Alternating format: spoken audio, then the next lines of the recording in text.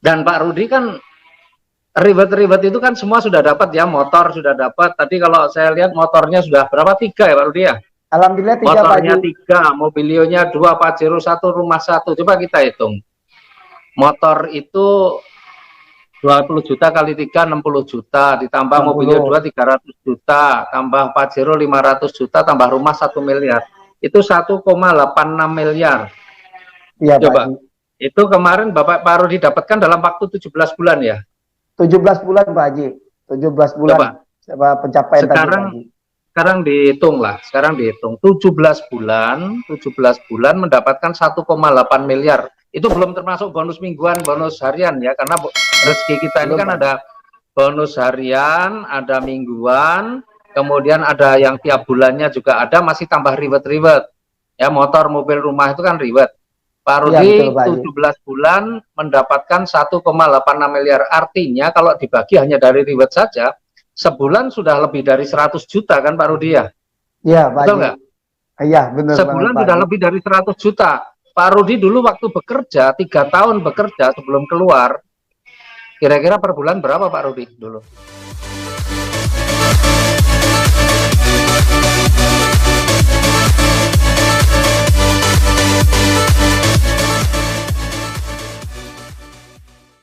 Oke, teman-teman, jadi itu tema kita hari ini adalah kiat sukses pedagang es degan. Ya, kita tahu narasumber kita hari ini narasumber yang luar biasa. Ya, kita hadirkan Pak Rudianto dari Jambi, ya, yang beliau orang yang sangat dalam perjalanannya sangat luar biasa lah ya. Nah, saya tidak akan ungkap saat ini, tapi saya mau hadirkan, saya mau panggil Pak Rudianto untuk hadir bersama-sama saya. Ya. Assalamualaikum Pak Rudi. Assalamualaikum. Wah, Waalaikumsalam warahmatullahi wabarakatuh Pak Haji. Alhamdulillah. alhamdulillah. Apa kabar nih Pak Rudi? Alhamdulillah kabarnya sehat selalu, merdeka Pak. Merdeka ya. Iya alhamdulillah Pak. Sudah lama nggak seminar ditanya apa kabar, baik, sehat, Iya, merdekanya iya. lupa. Tapi Pak Rudi nggak lupa, luar biasa. Alhamdulillah Pak. Ini posisi di Iya. mana Pak Rudi? Alhamdulillah ini posisi lagi di rumah Pak Haji. Oh, di rumah. Iya, Loh, lagi itu yang menikmati di lockdown. ah, jadi Jambi gimana Jambi kabarnya? PSBB atau enggak? Enggak sih Pak Haji, udah rada longgar Jambi udah. Alhamdulillah. Makanya saya bisa Udah kalau enggak mulai ya. ya sedikit-sedikit udah bisa ke lapangan Pak Haji bersama tim. Oh, Ya, kemarin ya. alhamdulillah itu membangun tim untuk ngejar mokesnya itu Pak Haji. Insyaallah Pak Haji. Ya. Ya, yang penting tetap ya jaga diri ya. Jangan sampai Insyaallah. terlalu percaya diri karena memang sebenarnya COVID ini juga belum hilang. Iya. Ya, memang kalau di Jawa Barat terjadi penurunan, tapi kalau bicara secara keseluruhan nasional kan belum penurunan. Nggak tahu kalau di Jambi. Ya, cuma memang kondisi sekarang ini dilema, pemerintah ini dilema karena memang kalau di PSBB atau di lockdown begitu, ya berarti kan pemerintah harus memberikan subsidi untuk minimal untuk keperluan hari-hari, ya di mana itu anggarannya besar sekali, sementara juga kondisi keuangan pemerintah juga tidak aman sebenarnya. Makanya ini dilema gitu ya, kalau dibegitukan terus kondisi keuangan pemerintah morat-marit, tapi kalau dibiarkan begitu saja maka COVID ini juga akan merajalela. Jadi ya yang akhirnya ya pemerintah menghimbau saja, kita mungkin sebagian bisa beraktivitas ya, mulai Juni mulai bisa beraktivitas, tetapi juga kita juga harus tetap menjaga ya, jangan kemudian kita over PD karena memang vaksinnya belum ditemukan, jadi tetap kita harus hati-hati. Oke, Pak Rudi, wah ini luar biasa, ini kali pertama saya mau wawancara agak panjang nih sama Pak Rudi ini ya. Nah, kita tahu semua lah Pak Rudi ini kalau di PTB saat ini kan prestasinya luar biasa ya. Alhamdulillah. Sudah meraih apa saja Pak Rudi? Alhamdulillah sampai hari ini Allah anugerahkan 3 motor, 2 mobilio Pak Haji, 1 Pajero, 1 Luxury. Udah dapat Dream Cruise kemarin bulan madu sama istri berdua naik kapal pesiar. Oh, umroh berempat sama anak-anak sekeluarga Pak Haji di akhir tahun kemarin, alhamdulillah. Masya Allah ya. Ini Tahun kemarin kan umrohnya bareng saya, ketemu juga kan, kita iya, bareng kan. alhamdulillah itu satu kebahagiaan yang luar biasa Pak Haji. Saya bisa umroh bareng anak-anak sama istri Pak Haji. Iya. Oke, Satu, Pak Rudi. ya, ya Pak Haji. Ini kan jadi kita mau ungkap nih tentang Pak Rudi, tentang ya pokoknya segala hal lah tentang Pak Rudi ya. Jadi Pak Rudi ini kan dikenal sukses di bisnis ini dan dengan latar belakang penjual es degan. Nah, tapi saya yakin sih Pak Rudi bukan dari dulunya memang penjual es degan ya. Mungkin Pak Rudi bisa ceritakan dulu kita. Oh iya. Bagaimana sih sejarahnya Pak Rudi sampai jualan es degan bagaimana? Iya. Silakan Pak Rudi. Alhamdulillah Pak Haji.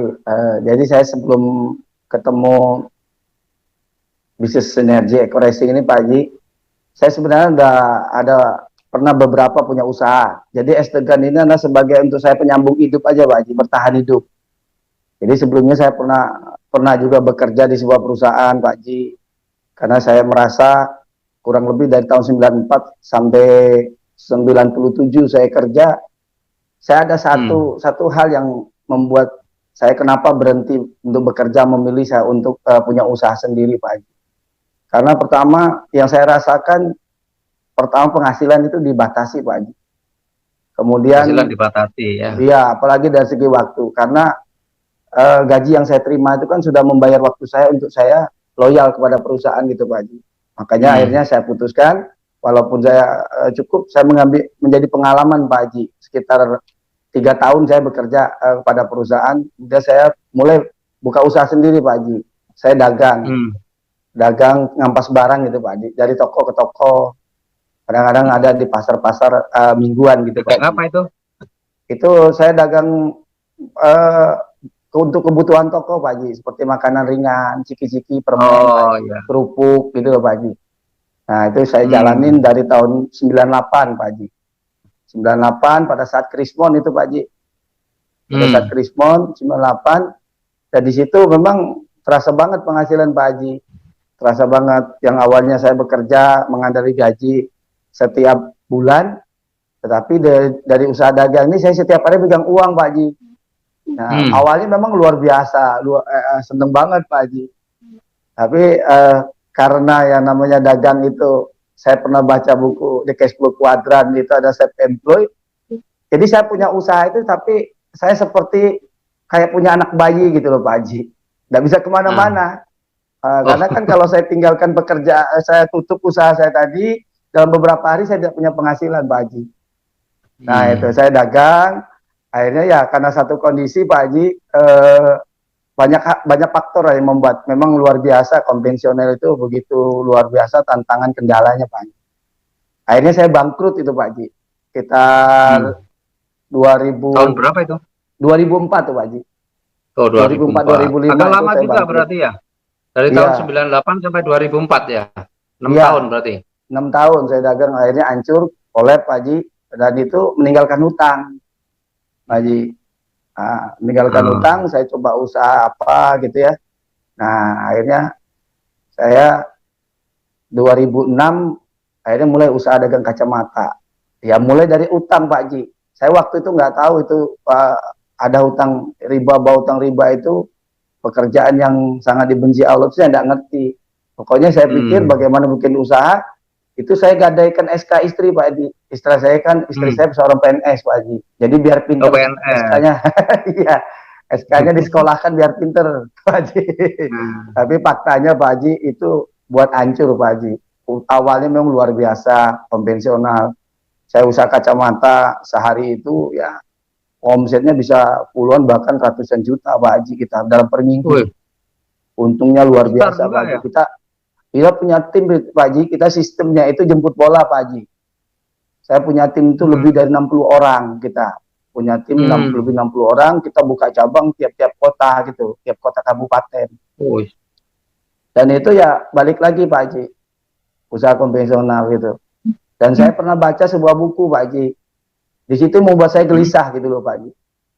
Waktu itu sebenarnya sebelum kacamata saya pernah baca buku tahun 2000, kurang lebih sekitar 2004-2005. Baca buku itu, di buku itu mengatakan apabila Anda mau tahu masa depan Anda lihat siapa yang berdiri di depan Anda gitu Pak Haji. Jadi maksudnya gini Pak Haji, waktu saya itu kan masih 2004, itu masih akhir-akhirnya saya usaha yang dagang tadi Pak Haji, sebelum kacamata.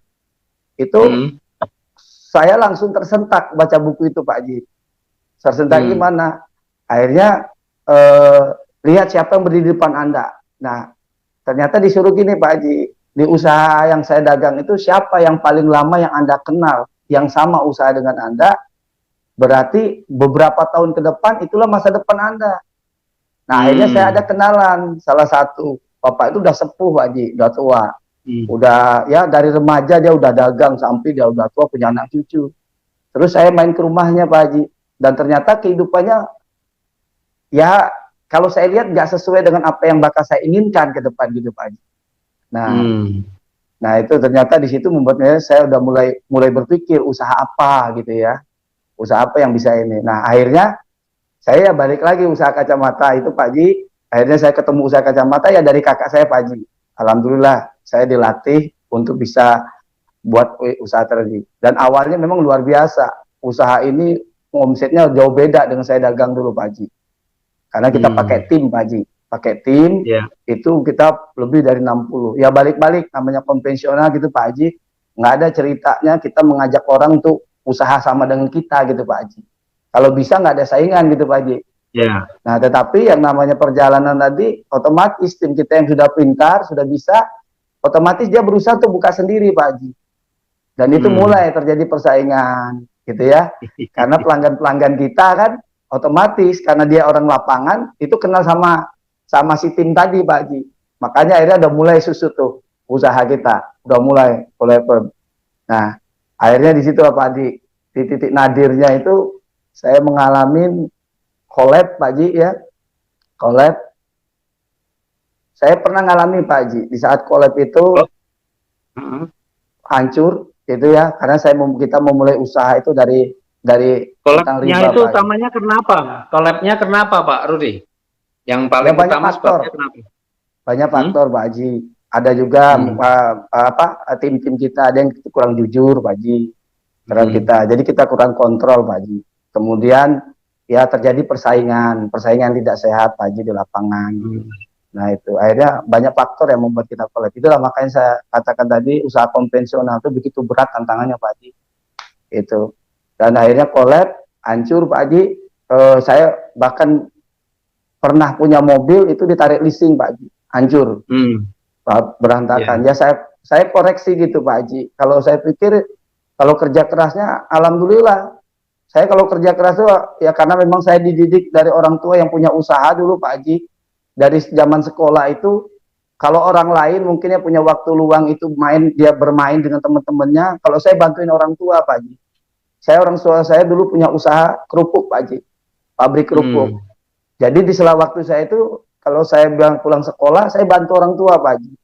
Jadi saya sudah terbiasa dengan namanya bekerja keras itu Pak Haji. Udah memang dididik dan lingkungan yang seperti itu, dan juga memang diajari untuk tidak gampang menyerah gitu Pak Haji dalam menghadapi kehidupan. Nah di situ tertanam dalam memang benak saya gitu Pak Haji, yang namanya bekerja keras. Nah ya memang pada saat itu Pak Haji, pada saat collab itu karena kurang iman Pak Haji ya. Saya memang waktu itu ya namanya ibadah itu jauh dari Allah gitu Pak Haji. Jadi saya sempat Pak Haji waktu collab itu, saya sempat mau gantung diri Pak Haji. Masya Allah. Nah itu Pak Haji. Balik kurang iman Pak Haji. Nah, jadi saya collab. Sebelum jualan es-degan ya? Sebelum Pak Haji, sebelum jual es-degan saya Pak Haji. Itu di titik, di usaha saya pertama itu saya pernah ngalamin tuh Pak Haji. Saya pernah, waktu itu anak saya yang kedua, untuk beli susu anak aja tidak mampu Pak Haji. Saya pernah ngalamin. Itu. Waktu itu saya coba belajar, waktu transisi saya dari usaha pertama itu ke kacamata kan, saya ada belajar Pak Haji, diajak temen itu bisnis jaringan Pak Haji. Waktu itu Dan benar yang sering sekali sampaikan Pak Haji, bahwa kita pertama harus punya keberanian, yang kedua kita harus belajar, kata Pak Haji. Selalu Pak Haji sampaikan seperti itu, dan itu pernah saya alami Pak Haji. Kenapa? Waktu saya collab itu Pak Haji, saya ngenger, artinya saya bantu adik ipar untuk usaha untuk saya kebutuhan hidup tadi Pak Haji. Dan saya setiap bantu tadi, selesai membantu, kadang-kadang saya dikasih untuk inilah, untuk kebutuhan di rumah 50.000, kadang 75.000 gitu Pak Haji. Nah suatu ketika pulang dari saya bantu adik tadi Pak Haji, sampai rumah kebetulan susu buat anak saya yang kedua yang cewek itu Pak Haji habis. Kadang saya ada uang di kantong 50.000. Jadi istri saya bilang, Mas ada uang nggak untuk beli susu? Saya bilang nggak ada Pak Haji. Itu saya tahu, saya ingat betul itu Pak Haji. Lepas zuhur itu Pak Haji saya pulang ke rumah. Nah selepas asar ada orang yang bimbing saya di usaha jaringan tuh, karena saya termasuk dulu orangnya Pak Haji, orangnya pesimis Pak Haji dulu tuh. Jadi kalau apa-apa tuh saya ngukur diri, apakah saya mampu gitu Pak Haji. Terus saya tuh orangnya introvert Pak Haji, susah bergaul. Jadi kalau saya ada ketemu orang gitu, saya tidak pernah saya untuk negur orang tuh duluan gitu Pak Haji. Saya termasuk kategori pendiam Pak Haji. Nah itu, terus saya orangnya agak gagap ngomong Pak Haji. Makanya saya kalau agak cepat ngomong itu agak terseripet gitu Pak Haji, ngomongnya nggak jelas gitu. Dan itu, nah ada proses pembelajaran itulah Pak Haji, di satu bisnis pernah saya jalanin itu. Nah itu yang membuat saya akhirnya alhamdulillah bertumbuh Pak Haji. Nah ada satu titik yang tadi saya bilang Pak Haji, saya punya uang 50 tapi saya nggak kasih ke istri gitu Pak Haji. Saya nggak tahu hari itu kok saya seperti itu gitu Pak Haji. Nah tiba-tiba di waktu asar, leader saya tadi datang ke rumah Pak Haji. Saya diajak untuk belajar ke Palembang. Nah dia sodorkan tiket Pak Haji, tiket untuk kita pelatihan Pak Haji. Jadi saya kasih uang 50.000 tadi Pak Haji. Gitu. Padahal waktu zuhur tadi kan saya bilang sama istri nggak punya uang, bilang baik Pak Haji. Nah itu, akhirnya di situ Pak Haji. Kenapa saya ambil keputusan itu Pak Haji? Karena saya berpikir gini Pak Haji, saya nggak punya ilmu, gimana saya mau sukses di satu bidang, apalagi bidang baru bagi saya kalau saya nggak punya ilmu gitu Pak Haji. Tapi pada saat itu, kalau anak saya nggak minum susu, kan masih ada ASI buat ibu, dari ibunya gitu. Seandainya dikasih minum air teh manis pun insya Allah gitu Pak Haji. Nah masih bisa, insya Allah masih bisa hidup gitu, masih berjalan. Tapi kalau saya nggak punya ilmu, gimana saya bisa sukses gitu Pak Haji. Jadi makanya alhamdulillah saya ketemu dengan Pak Haji yang membimbing saya dan bersama tim di Jambi itu luar biasa, memberikan selalu kita harus belajar, mau belajar, dan itu pernah saya alami dulu gitu Pak Haji. Nah banyak orang kadang-kadang gitu Pak Haji, dia pengen sukses tapi tidak mau ikut proses gitu, diajak belajar agak pernah mau. Gimana jualan SDK-nya? Nah, jadi akhirnya Pak Haji setelah itu, singkat cerita saya collab yang usaha yang kedua tadi Pak Haji. Jadi untuk bertahan hidup, itu saya jual SDK Pak Haji. Nah di saat transisi collab itulah Pak Haji, di titik yang kedua saya kena Pak Haji. Beli beras 1 kilo pun nggak mampu saya Pak Haji. Makanya di situ saya artinya gini Pak Haji, pokoknya apapun saya lakukan, yang penting halal buat anak istri saya Pak Haji. Nah saya lihat di rumah ada termos Pak Haji. Ada termos, ada peralatan dapur, saya pikir sederhana aja. Wah ini jual es degan aja ini bisa ini. Nah saya jualan di luar kompleks saya, kan ada di pinggir jalan Pak Haji. Kurang lebih dari rumah saya ke luar itu sekitar 100 meter Pak Haji, di pinggir jalan. Nah jadi saya ngemper di, ada toko, ibarat bukan toko sih Pak Haji, kayak seperti apa, bangunan-bangunan dari papan itu, ya saya coba dengan yang punya untuk bayar tiap bulan berapa gitu kan. Saya jualan Pak Haji. Dan proses itu Pak Haji saya lewati. Saya jualan, biasanya saya disetor kelapa tadi itu harganya kurang lebih 5-6 ribu Pak Haji. Nah ya mau masuk di bulan Ramadan itu otomatis Pak Haji, saya kan pedagang baru itu kurang dapat perhatian dari pemasok kelapa Pak Haji. Dan itu memang ya laris Pak Haji, kan memang waktu itu menjelang puasa biasanya kan suasana panas itu cuacanya Pak Haji. Nah di saat ada di bulan Ramadan itulah saya kehabisan stok kelapa Pak Haji.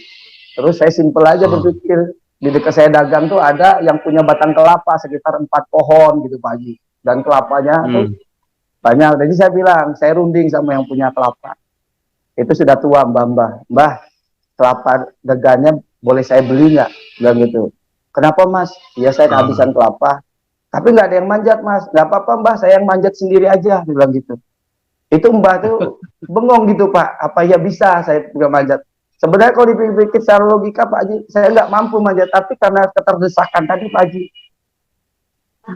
gitu, Berapa keterdesakan lama Pak Rudi jualan es kelapa itu?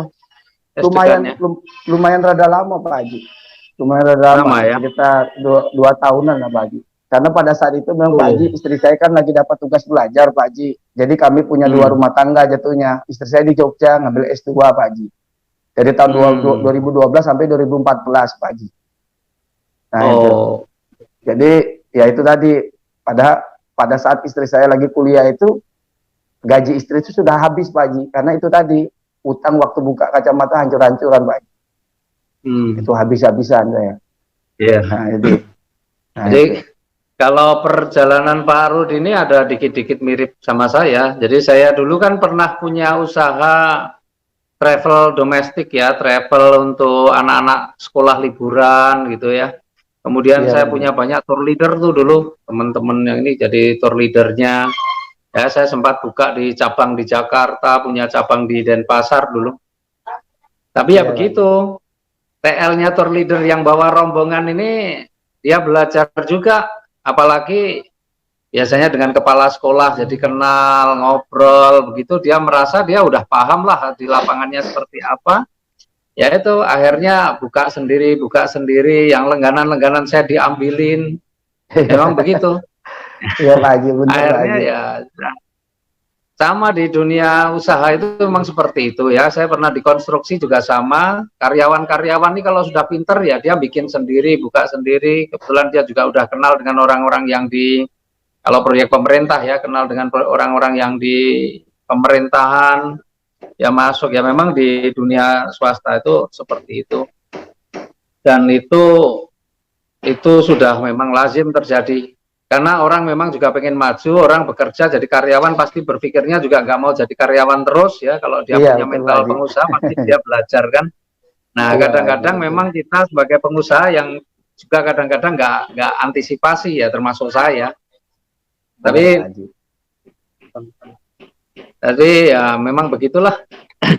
Ya terus kemudian jadi cuma kalau saya ya nggak sempat bangkrut lah, kalau di travel itu nggak bangkrut, cuma ya akhirnya saya tutup aja sih, daripada malah bikin stres ya ganti usaha yang lain gitu. Karena kalau saya memang prinsip saya ini, saya sebenarnya orang yang nggak bisa apa-apa Pak Rudi. Saya ini nggak bisa apa-apa, tetapi ya, di balik itu saya yakin saya bisa apa-apa gitu loh. Artinya saya nggak bisa apa-apa itu saya orang yang nggak punya keahlian tertentu, nggak ada. Saya nggak punya keahlian dulu saya punya travel ya, sampai buka cabang di mana-mana, saya belum pernah satu kali pun jadi tour leader. Ya, saya cuma rekrut orang-orang yang senang traveling, saya jadikan tour leader kan gitu. Sementara saya nggak pernah jadi tour leader. Itu saya terus kemudian di kontraktor ya, saya sih nggak pernah ngitung juga. Ya meskipun kuliahnya di teknik sipil gitu ya, tapi ya saya lebih baik pekerjakan orang aja untuk ngitung. Ya saya pernah punya usaha restoran yang nggak bisa masak gitu ya. Artinya saya nggak bisa apa-apa, tapi bisa apa-apa gitu ya. Karena kalau pengusaha itu bisa apa-apa gitu ya. Kalau profesional, kalau sebagai seorang profesional saya nggak bisa apa-apa, tapi sebagai pengusaha saya bisa apa-apa. Ya, tapi Pak Rudi luar biasa perjuangannya. Jadi jualan es degan 2 tahun juga ya, saya kira cuma sementara. Memang lama Pak Rudi ya. Lumayan Pak Haji. Kayak untuk bertahan itu sampai selesai istri kuliah S2-nya Pak Haji. 2014 itu. Anak berapa sih Pak Rudi? Alhamdulillah 2 Pak Haji. Laki-laki sama anak 2 ya? Pak Haji. Iya, alhamdulillah Pak Haji. Kalau sekarang udah umur berapa? Kalau anak saya yang paling besar udah masuk usia 20 tahun Pak Haji.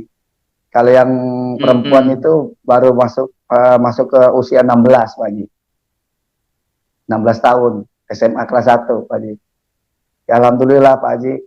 Singkat cerita, ya udah besar ya. Jadi pas jatuhnya ya stres juga ya, karena keperluan untuk bayar sekolah anak juga harus Iya, Pak Haji, dipikirkan benar. juga ya, sementara untuk penghasilan juga pas-pasan gitu. Yang bikin saya stres itu gini, Pak Haji. Saya selaku sebagai imam di rumah tangga, tapi tidak bisa memenuhi kebutuhan buat anak-anak, Pak Haji. Nah itu, maka saya sempat malu sama istri gitu, Pak Haji. Saya collab, yang coba berusaha nopang kehidupan saya itu ada istri, Pak Haji. Itu yang bikin saya stres gitu, Pak Haji. Saya merasa malu gitu, Pak Haji, sama diri sendiri.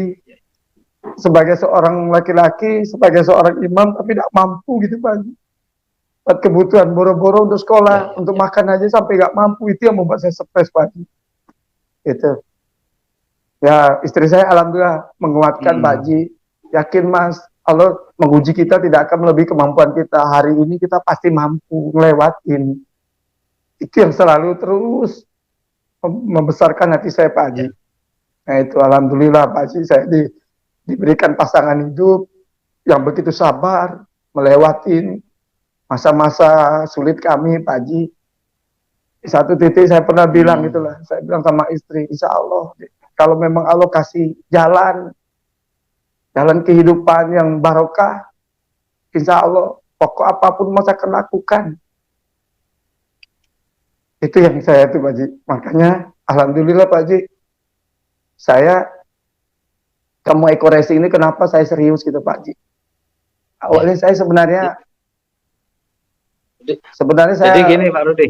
Iya. Jadi Pak Rudi luar biasa ya. Jadi sebagai seorang kepala keluarga, benar-benar ketika tidak bisa memenuhi keperluan keluarga, benar-benar merasa tertekan, betul ya, Pak Rudi ya. Ya, sementara banyak nih orang-orang lain yang dia nggak begitu mikir, mungkin kok keluarganya kurang-kurang ya, malah kadang-kadang dia nggak mau mikir begitu. Kadang-kadang. Dan yang luar biasa juga dari Pak Rudi ini, pelajaran yang luar biasa, apapun dilakukan demi keperluan, demi keluarga. Jualan es degan juga oke dijalani, bahkan sampai manjat pohon kelapa sendiri pun ya demi kebutuhan hari-hari tetap dijalani. Itu yang luar biasa, Pak Rudi. Ya, kadang-kadang banyak kita temui orang-orang ini yang mungkin ya kalau kita lihat dari sisi ekonominya kurang, bahkan pas-pasan, tapi kadang-kadang untuk kerja masih pilih-pilih, masih sok sesuai selera, sok ini gitu ya. Padahal kalau kita pahami hakikat kita bahwa kita ketika kita sudah berani memutuskan untuk menjadi kepala keluarga, berarti sebenarnya tanggung jawab mutlak ada pada diri kita. Dan saya salut sama dengan saya, Pak Rudi, ada persamaan juga. Jadi ketika saya sudah menjadi kepala keluarga, bagi saya itu apapun akan saya lakukan ya, yang penting tidak melanggar norma, baik norma dari pemerintah maupun norma agama.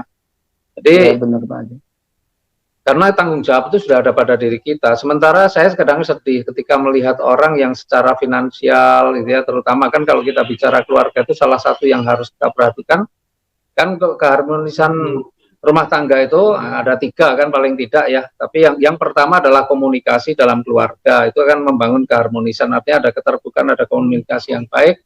Kemudian kan masalah ekonomi ya, masalah kehidupan ekonomi. Ekonomi itu sangat penting. Banyak keluarga berantakan karena komunikasi tidak baik, tapi juga banyak keluarga berantakan karena ekonominya juga nggak berhasil.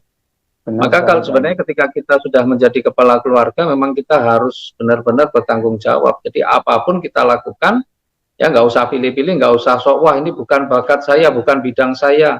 Kalau kita berpikir sebagai seorang pengusaha, ya kalau kita jadi pengusaha itu sebenarnya paling gampang.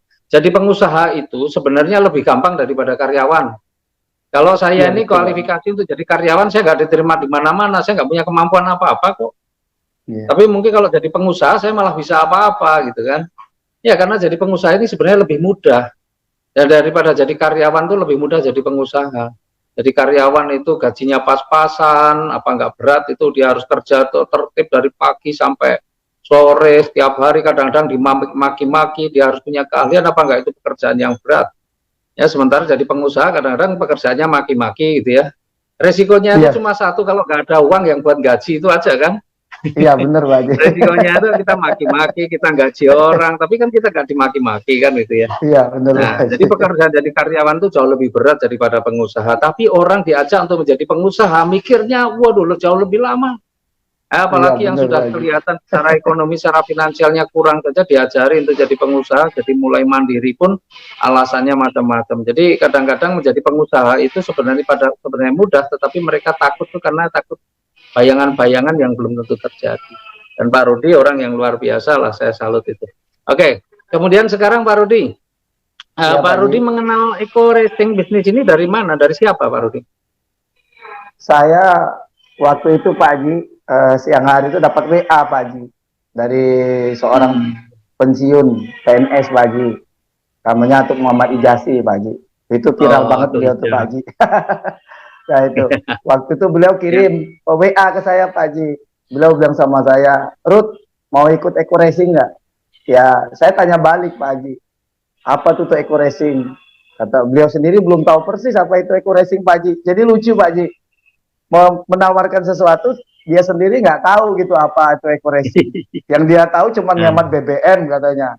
Nah, nah, nanti kamu akan saya masukkan dalam grup. Nah, itu ada narasumbernya itu sudah sukses dari Jogja. Wah, saya luar biasa semangat Pak Haji. nah, Wah, ini saya belajar dari orang sukses. Karena saya ibaratnya kalau kita mau sukses tentunya belajar dengan orang sukses, jangan belajar dari orang gagal kan gitu Pak Haji. Makanya ya, saya semangat Pak Haji. Dan memang di dalam grup itu saya nggak ikut-ikut japri bertanya-tanya, tapi saya kan langsung japri ke Pak Haji itu waktu itu ya, saya tanya itu, mungkin Pak Haji lupa, tapi saya alhamdulillah masih ingat sampai hari hmm, ini. Nah, ya, karena ya, di dalam sistem itu yang bikin saya tuh luar biasa, produknya itu produk kebutuhan Pak Haji. Saya berpikir sederhana aja. Insya Allah pasti setiap rumah pasti punya motor. Waktu itu kan produknya Eco Racing yang booming Pak Haji hmm, sebagai primadonanya. Jadi saya berpikir, wah ini pasti mudah. Karena apa? Setiap orang punya motor. Nah, yang lebih luar biasa lagi untuk motor harganya 5.000. Nah, saya lebih semangat lagi Pak Haji. Lebih semangat nah, karena apa? 5.000 anak SMA aja pasti bisa beli gitu loh Pak Haji. iya, Apalagi anak itu hobi trek-trekan gitu Pak Haji, hobi kenceng-kencengan naik motor. Nah, di situ yang membuat saya semangat. Tetapi karena ini sebuah bisnis kan pasti ada rule, aturan mainnya Pak Haji. iya, Makanya saya dengar waktu itu kan Pak Haji baru 2,5 bulan udah dapat 3 Pajero, 5 Mobilio. Wah, iya, itu luar biasa. Tetapi pasti kan ada sistem dari perusahaan. Ya karena saya pernah punya pengalaman sedikit bisnis jaringan. Yang bikin gagal itu kan kita diwajibkan harus belanja setiap bulan, Pak Haji.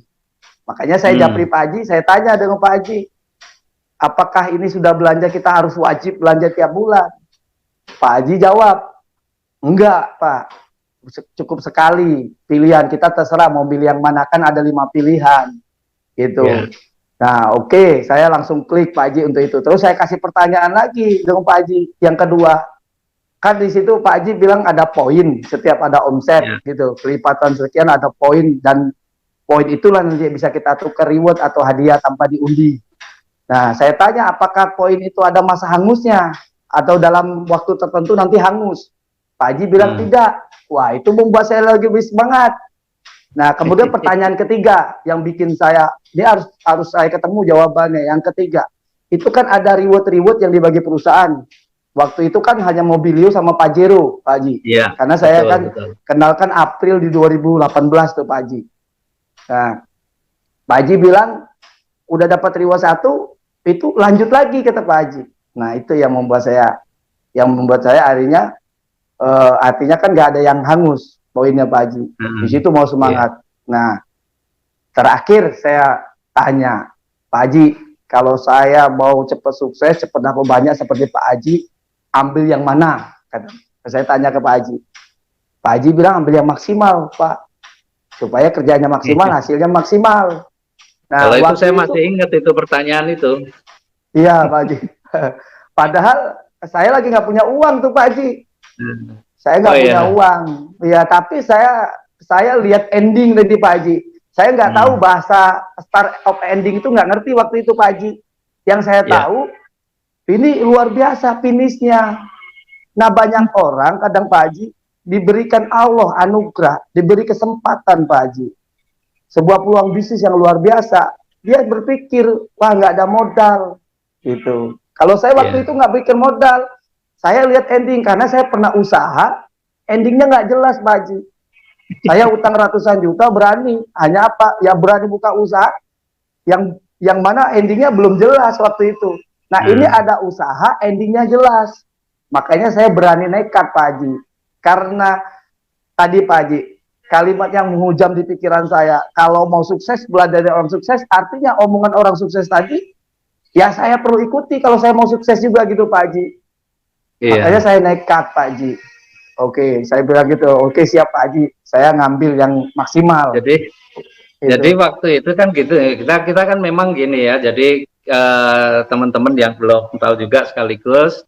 Jadi di bisnis kita ini ya, selain nanti produknya juga kita akan cerita nanti tentang produk. Tapi di bisnis kita ini kan sebenarnya sangat mudah.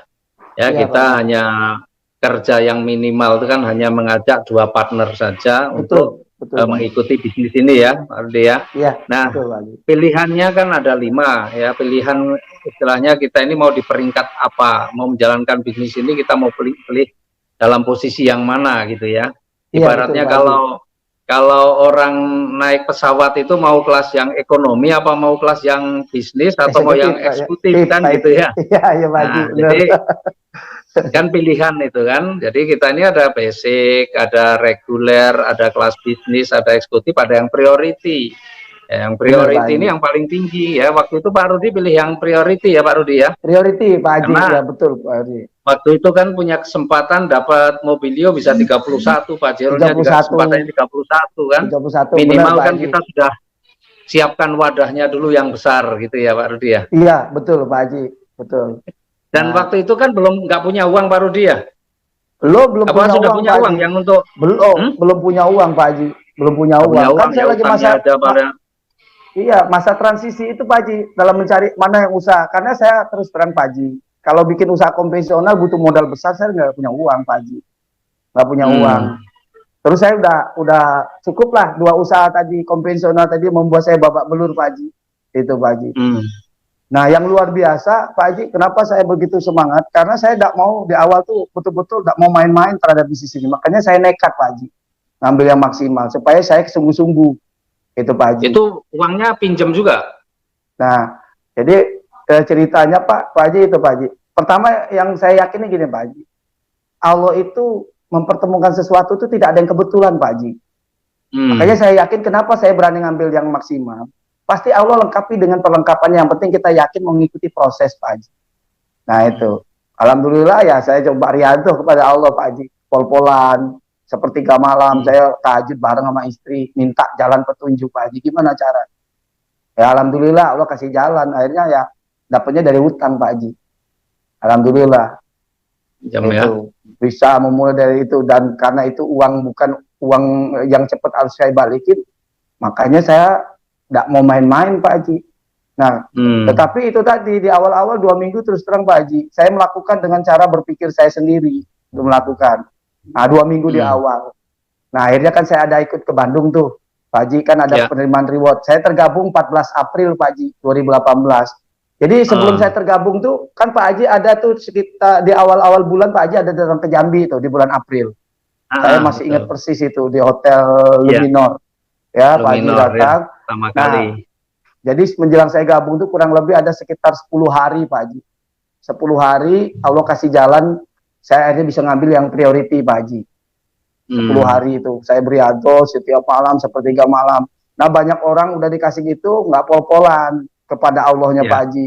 Saya pol-polan karena hanya Allah yang bisa menolong, hanya Allah yang ngasih. Nah kemudian ya saya cerita dengan orang-orang terdekat. Nah itulah ternyata Allah kasih jalan, utangan itu Pak Haji. Ya mungkin itu, dan saya tidak mau ibaratnya Pak Haji, ibaratnya apa, kurang bertanggung jawab tadi Pak Haji. Saya tidak mau main-main, artinya kesempatan yang Allah berikan itu benar-benar saya ini kan Pak Haji. Ya walaupun saya jalankan awalnya itu tadi dengan cara berpikir saya. Nah akhirnya 2 minggu tidak ada perkembangan, tanggal 28 itu saya tergabung 14, tanggal 28 itu saya dapat kabar ada pembagian reward di kantor Bandung. Di Bandung. Iya, saya ajak tim saya Pak Haji. Waktu itu tim saya ada 2 saya ajak. Karena kan Pak Haji selalu katakan tuh, kalau mau sukses temukan 2 orang partner yang mau sukses seperti kita gitu Pak Haji. Itu yang saya pegang kuat-kuat Pak Haji. Makanya saya ajak dua, yang ternyata yang satunya ada alasan gitu Pak Haji. Padahal kalau kita mau sukses tuh tanpa alasan, harus apapun yang kita lakukan. Karena saya bayangkan gini Pak Haji. Saya lihat seorang pengusaha bangun hotel gitu Pak Haji ya. Dia apapun akan dia lakukan supaya hotel itu jadi. Karena kalau hotel itu udah jadi, penghasilan akan mengalir gitu Pak Haji. Nah, sama dalam bangun usaha ini. Walaupun kondisi saya lagi kolek gitu, saya berusaha aja. Nah, yang saya ajak tuh akhirnya satu Pak Haji, Pak Andi Makassau, tim saya tuh Pak Haji. Kami berdua ke sana. Nah, itu kami hanya pas-pasan tuh ongkos ya, alhamdulillahnya. Saya punya keluarga di Bandung, jadi saya selama beberapa hari saya tinggal di sama keluarga Pak Haji. Jadi kita bebas uang nginep Pak Haji, bebas juga uang makan kan gitu Pak Haji. Jadi kami hanya cukup untuk ongkos aja. Waktu itu kami nekat beberapa Andi. Nah, di situ saya Pak Haji melihat satu yang luar biasa. Karena apa? Saya meyakini benar nggak perusahaan ini punya kantor sendiri. Benar nggak reward itu dibagi nyata gitu Pak Haji. Nah, itu tujuannya saya untuk menguatkan, meyakinkan diri bahwa ini bisnis betul-betul nyata gitu loh Pak Haji. Di situ saya lihat Pak Haji, ada pasang suami istri 2 minggu dapat 2 mobil. Nah, di situ membuat saya terbakar habis Pak Haji. Makanya saya akhirnya ngobrol sama Pak Haji, kan kita ada foto bareng tuh Pak Haji kan. Ada saya, ada Pak Andi Makassau, ada kakak saya almarhum tuh Pak Haji, Pak Denny Pak Haji. Nah, kami bertiga situ. Di situ wah, luar biasa, Pak Andi semangat, terus Pak Haji bilang, ini Pak gimana kiatnya untuk berhasil. Saya banyak ngobrol, ada satu yang saya betul-betul saya menghujam di pikiran dan di benak saya Pak Haji, temukan 2 orang yang betul-betul mau serius. Pak Haji tanya sama saya Pak Haji waktu itu, Pak Rudi kapan mau dapat mobil? Waktu itu kan ada promo Pak Haji, itu Lebaran silaturahmi pakai mobil baru dari PT Best Cash gitu Pak Haji. Nah itu kan limitnya itu kita akan dibagikan sebelum Lebaran itu sampai tanggal 25 Mei. Nah, jadi dari tanggal 28 itu saya hadir, April 2018 sampai 25 Mei. Itu berarti ada masa kerja yang harus saya kejar gitu. Jadi Pak Haji bertanya gitu, kapan Pak Rudi? Ya bulan depan Pak Haji. Nah, cuma saya tanya ke Pak Haji, gimana caranya Pak Haji saya bisa dapat? Pak Rudi temukan 2 orang. 2 orang saja partner yang sama kayak Pak Rudi mau dapat mobil di tanggal 25 Mei. Nah, itu terus buat komitmen, ajak keseriusan. Nah, di situ Pak Haji. Akhirnya sudah saya ngobrol dengan Pak Haji, saya tanya dengan Pak Andi Makassau, serius nggak dia mau sukses? Saya bilang gitu. Pak Andi kapan mau dapat mobil? Bulan depan Pak Leader, kata beliau. Serius Pak Andi? Benar serius. Saya tanya 3 kali Pak Haji, karena saya mau tahu keseriusannya. Nah, akhirnya saya gitu, oke Pak Andi, nanti pulang dari Bandung ini kita, pokoknya kalau kita udah keluar rumah, jam 9 atau jam 10 pagi, sebelum jam 12 malam jangan pulang. Gitu Pak Haji. Nah itu kan sebelum puasa tuh Pak Haji. Karena kan di bulan Mei puasa kita Pak Haji. Saya ingat betul, kalau nggak salah 13 atau 15 Mei itu puasa. Jadi sebelum puasa itu. Jadi ada kurang lebih spare waktu pulang dari Bandung ada 2 minggu. Saya lakukan gitu sama Pak Andi, keseriusan itu. Kami bangun itu Pak. Itu. Dan memang orang lagi kami berjuang itu orang tidak tahu Pak. Jadi benar apa yang kata Pak Haji tadi, tentang ditanya kapan mau dapat mobil, ternyata itu adalah arah kita, tujuan Pak Haji. Nah banyak orang kadang-kadang dia jalankan bisnis tidak tahu tujuan, kapan dia mencapainya. Kalau ditanya nggak bisa jawab secara tegas. Padahal itulah ending kita supaya kita dapat, supaya kita mau berjuang. Paling-paling kalau ditanya jawabnya ya secepatnya gitu kan. Nah benar gitu Pak Haji. Padahal kapan dapat mobil secepatnya. Nah betul. Nah tetapi saya di awal itu, karena saya dikatakan kalau mau sukses harus tahu tujuannya dulu. Kapan mau dapat mobil, harus ada limit waktu. Nah, waktu itu saya, berarti artinya saya berpacu dengan waktu. Saya berarti yang harus luar biasa. Karena mendapatkan sesuatu yang luar biasa, nggak mungkin melakukan dengan biasa-biasa Pak Haji. Karena saya pernah ngalamin dulu punya usaha. Saya ngambil mobil itu kredit Pak Haji. 3 tahun, saya berjuang untuk bayar setiap bulan. Kadang-kadang saya korbankan kebutuhan pribadi untuk bayar angsuran dulu Pak Haji. Nah akhirnya usaha hancur, mobil ditarik, nggak punya apa-apa Pak Haji. Nah ini di bisnis ini dikasih mobil gratis. Ini yang bikin saya yang semangat luar biasa Pak Haji. Makanya saya tetapkan tujuan tadi Pak Haji, karena itulah yang membuat saya akan kuat di bisnis ini. Karena apa? Saya mau berikan yang terbaik kepada anak-anak, kepada istri. Selama ini itulah yang tadi saya bilang Pak Haji. Saya pernah collab, Saya ibaratnya sebagai laki-laki, sebagai imam, sebagai kepala rumah tangga, nggak bisa memberikan yang terbaik. Makanya saya nggak mau main-main di Ekores ini karena saya ingin berikan yang terbaik, pengen melihat senyum bahagia anak-anak istri itu. Dan alhamdulillah perjuangan bersama tim. Jadi memang di bisnis ini kita diajari bukan Superman Pak Haji, tapi super tim seperti yang selalu diajarkan Pak Haji.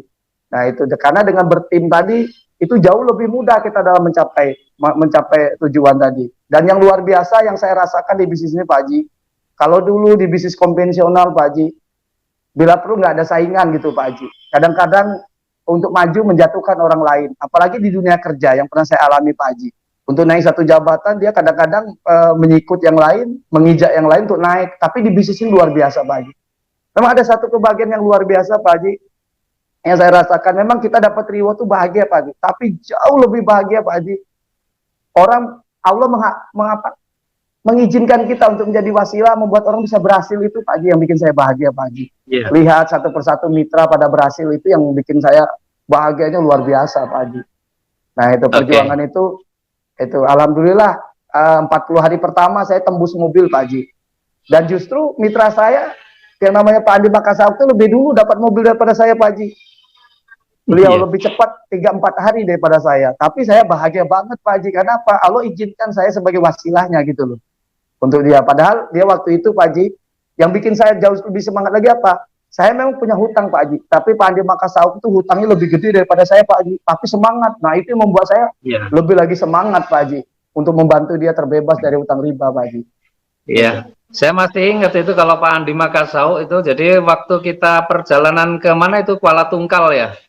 Ya Pak Haji, benar Pak Haji. Nah, itu di awalnya Pak Andi Makassar itu jadi begini. Pak Andi Makassar ini sudah sangat anti sama yang namanya bisnis MLM pokoknya. Ya sampai yang namanya Pak Rudi itu nelpon aja sudah nggak mau ngangkat ya. Ditelepon berapa kali Pak Andi Makassar nggak mau ngangkat.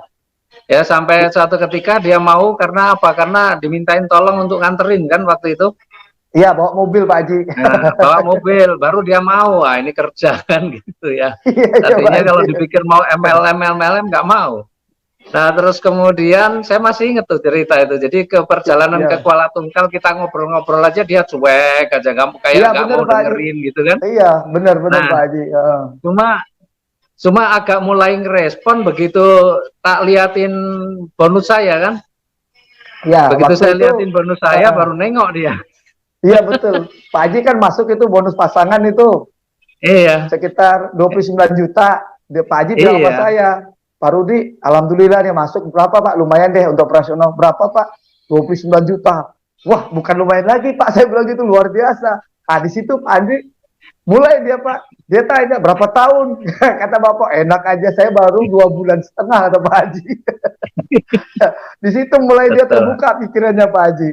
Jadi orang kadang menyamaratakan antara bisnis MLM satu dengan MLM yang lain. Benar. Ya, dipikir pengalaman dia di kegagalan dia di MLM yang lain itu akan sama dengan di sini, padahal berbeda.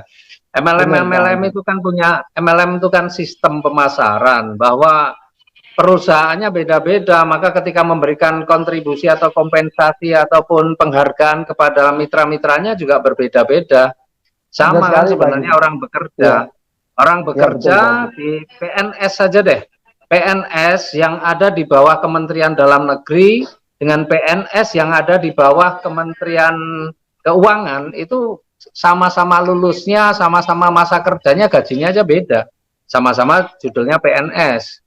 Sama-sama juga PNS di bawah Dalam Negeri, tapi satu di instansi apa itu ya, ada yang dengan mungkin dinas pekerjaan umum juga beda penghasilannya. Betul, jadi orang kadang menyamaratakan padahal beda. MLM itu kan cuma sistem pemasaran saja, tapi bahwa setiap MLM beda-beda dan luar biasa. Itu juga lah kenapa saya tertarik dengan bisnis ini, karena saya ngitung ini sistemnya sangat mudah. Kemudian ya kayak Pak Rudi, kita nggak ada kewajiban tutup poin. Meskipun kalau kita mau sempurna mendapatkan bisnis ini ada plan B yang harus kita kerjakan juga. Betul. Kemudian juga produknya juga sangat terjangkau, apalagi ya harganya sangat terjangkau lah. Orang punya motor pasti mampu beli kan, dulu berpikirnya begitu kan. Betul, Pak Haji.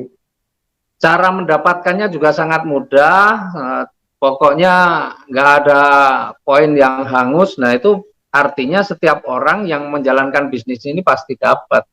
Ya Benar Pak Haji. bayangin, ribet, anggaplah waktu itu ya, waktu kita kan masih hanya Mobilio sampai Pajero kan. Beda Benar dengan Pak Haji. sekarang. Sekarang ini Iya kan betul. mulai ada motor, Mobilio, Ada Pajero, ada rumah 1 miliar. rumah Bayangin itu miliar. dulu aja baru sampai Pajero aja kita semangatnya luar biasa.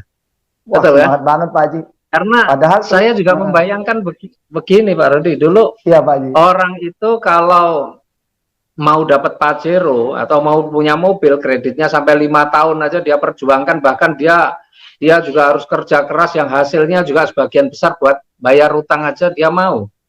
Itu Iya Pak mobilnya Haji. juga mungkin kalau mobil kredit mobil Pajero udah kelas pejabat itu, ya Iya kan? betul Pak Haji. Nah, ini kita hanya mau bekerja keras yang tidak perlu waktu lama dan kita punya mobil cash. Sementara di dalam saat kita mengerjakan pun juga ada rezeki yang masuk. Nah, orang Benar ini Pak Haji. kadang-kadang lebih memilih yang kredit yang sampai 5 tahun gitu ya, Iya. daripada yang bekerja sungguh-sungguh hanya paling 1 tahun 2 tahun untuk bisa dapatkan yang seperti itu. Ini memang kadang-kadang mindset orang itu agak Benar Pak Haji. agak banyak yang ini nggak connect gitu loh, nggak nyambung. Iya Pak Haji. Apalagi kalau sekarang di mana ada rumah juga ya Pak Rudi ya, Oh, ada alhamdulillah tambah, motor, mobil, tambah semangat banget Pak Haji. rumah, 1,7 miliar coba. Nah, dan Pak Rudi kan ribet-ribet itu kan semua sudah dapat ya, motor sudah dapat. Tadi kalau saya lihat motornya sudah berapa, 3 ya Pak Rudi ya? Alhamdulillah 3 Pak Motornya Haji. 3, mobilionya 2, Pajero 1, rumah 1. Coba kita hitung.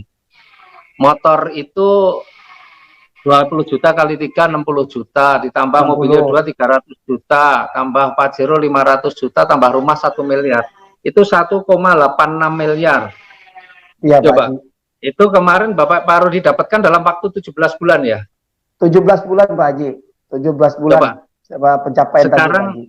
sekarang dihitung lah, sekarang dihitung 17 bulan mendapatkan 1,8 miliar. Itu belum termasuk bonus mingguan, bonus harian ya, karena rezeki kita ini kan ada bonus harian, ada mingguan, kemudian ada yang tiap bulannya juga ada, masih tambah ribet-ribet. Ya, motor, mobil, rumah itu kan ribet.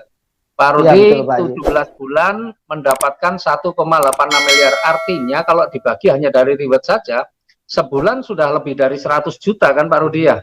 Iya Pak Betul Haji. nggak? Iya benar. Sebulan sudah lebih dari 100 juta. Pak Rudi dulu waktu bekerja, 3 tahun bekerja sebelum keluar, kira-kira per bulan berapa Pak Rudi dulu? Itu dulu waktu bekerja per bulannya berapa? 3 tahun paling itu? sejuta. Pak, paling ya karena saya pendidikan SMA Pak Haji. Ya saya punya gaji paling tinggi 1,5 juta Pak Haji. 1,5 juta, bayangin 3 Iya. tahun rata-rata cuma 1,5 juta. Terus jualan es degan rata-rata sebulan dapat berapa? Kalau sehari itu omsetnya paling tinggi cuma 300-400 ribu Pak Haji. Omsetnya itu Paling belum tinggi untung. ya, tinggal tinggi 300 itu omset ribu. Pak Haji. Iya, hanya omset, untuk pas untuk bertahan hidup gitu Pak Haji. Ya untuk coba. makan hari-hari doang.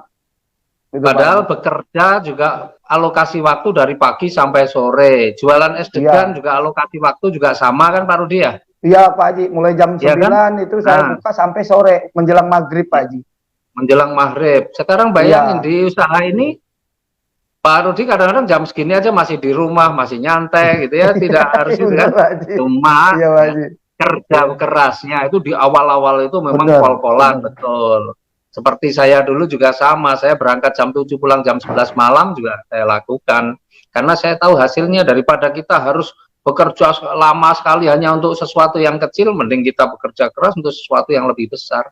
Nah ini memang teman-teman juga perlu kita bukakan satu wacana, satu paradigma supaya mereka ini, kan banyak nih yang kalau kita tawarkan trauma MLM karena dia sudah pernah kayak Pak Andi Makassau kan, Pak Andi Makassau trauma ya MLM lagi gitu ya, nggak pernah berhasil ikut MLM macam-macam. Tapi luar biasa kan di sini Pak Andi Makassau sudah tembus apa aja tuh Pak Andi Makassau itu udah Bigmokesnya udah tembus ya. Pak Andi Makassau itu udah tembus, mobilionya 2 Pak Haji, motornya 3. Kemudian Pajeronya 1 Pak Haji. Iya, justru beliau lagi kayaknya rumah ya. Jadi yang luar biasa bisnisnya gitu loh Pak Haji. Bisnis ini benar-benar adil Pak Haji. Siapa yang berjuang lebih keras, bekerja keras, dia lebih banyak dapat. Justru Pak Andi Makassau itu dapat Pajero lebih dulu daripada saya Pak Haji. Beliau bulan 3 di acara GSS terima Pajeronya. Saya di bulan 7 baru terima Pajero Pak Haji. Nah, jadi artinya bisnis ini yang kadang-kadang ada masyarakat tuh negatif Pak Haji, bahwa bisnis MLM itu siapa yang duluan gabung dia duluan berhasil gitu Pak Haji. Nah, ternyata kan ya? di sini enggak Pak Haji, manjada wajada. Barang siapa yang bersungguh-sungguh dan bekerja lebih keras, dia akan dapat. Karena apa? Karena ada satu yang membuat kita tuh semangat Pak Haji, karena ada satu keterdesakan Pak Haji, the power of kepepet Pak Haji. Nah, yang saya menyedihkan, benar kata Pak Haji, banyak orang kadang-kadang belum nyaman Pak Haji, dia menyaman-nyamankan kondisinya, padahal dia masih banyak utang, masih banyak keperluan yang harus dia penuhi, hidupnya kadang minus, tapi dia punya waktu luang bukan dimanfaatkan untuk dia membangun yang namanya masa depan, tapi dia dengan cara kadang-kadang bersantai-santai Pak Haji, ditawarkan sebuah peluang, banyak alasan, yang nggak bisa ngomong lah, katanya yang nggak punya uang lah, padahal kan di bisnis ini beda gitu loh Pak Haji. Nah, kenapa? Yang membuat saya semangat di bisnis ini Pak Haji, karena di bisnis ini ada yang ngajarin Pak Haji. Saya pernah baca dulu Pak Haji buku ini Pak Haji nih Pak Haji, nih buku ini saya baca Pak Haji 15 tahun yang lalu. Oh iya. Nih The Huggers. Oh iya, Parable Pipeline. Nah, di sini kita menciptakan membangun yang namanya saluran pipa yang berisi penghasilan berkesinambungan. Ya. Nah ini Pak Haji. Buku ini, iya ini yang membuat saya Pak Haji benar-benar kenapa saya begitu luar biasa di bisnis network, karena ada 3 tip untuk kita menjadi jutawan di bisnis ini Pak Haji. Ya, pertama itu kita temukan cara untuk kita mengumpulkan pundi-pundi kekayaan kita, menemukan dulu jalannya Pak Haji di situ. Nah yang kedua, setelah kita temukan, cukup mencontek gitu Pak Haji, mengcopy paste sebuah sistem-sistem yang sudah terbukti dan teruji gitu. Nah di bisnis ini siapa yang perlu kita contek? Leader-leader yang sudah sukses, termasuk Pak Haji. Kami dulu kan waktu di Jambi, kami karena barengan bergabungnya kan belum ada yang sukses Pak Haji. Makanya belajar dari Pak Haji dan Aris. Nah, karena di buku ini memang gitu, cukup copy paste aja, nggak usah ciptakan cara sendiri. Saya cukup sadar aja 2 minggu Pak Haji. Saya 2 minggu dengan cara pola pikir kerja saya sendiri. Ternyata itu keliru, nggak mendapat perkembangan. Nah setelah saya cepat sadar Pak Haji, ternyata di buku ini saya ingat kembali, berarti harus cukup mencontek aja pola kerja, cara kerja orang sukses. Makanya saya pol-polan, ibarat kata gini Pak Haji, kalau kita ini ilustrasi aja Pak Haji, kalau saya lagi di atas bukit ya, katanya untuk sukses harus gelinding ke bawah, ya saya tetap saya lakukan Pak Haji. Apapun saya kerjakan, kenapa? Saya ingin bahagiakan anak istri, saya mau disuruh kasarnya suruh sebur ke kali, saya siap Pak Haji, yang penting saya sukses gitu Pak Haji. Karena kalau mau sukses gitu, copy paste aja di bisnis ini.